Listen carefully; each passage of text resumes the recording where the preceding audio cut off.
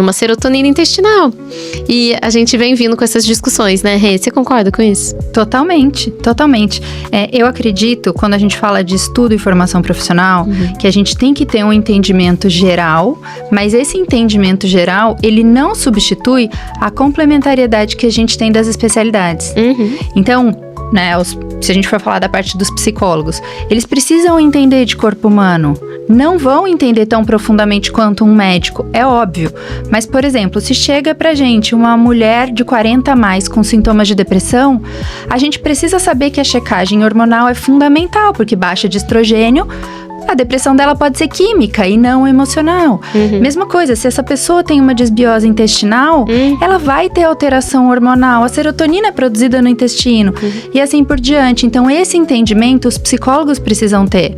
Uma questão que eu trago muito para eles é esse olhar sistêmico. Eu preciso entender onde é que essas emoções aparecem no corpo, porque muitas das vezes eu identifico o caminho pelo corpo e não pela descrição da emoção que um paciente faz, porque muitas das vezes ele nem sabe identificar. A gente tem que lembrar que os adultos de hoje vieram de uma geração onde a gente tinha que engolir o choro, chega de frescura, para de mimimi, né? A emoção, ela era vista como uma fraqueza, como um risco lá atrás.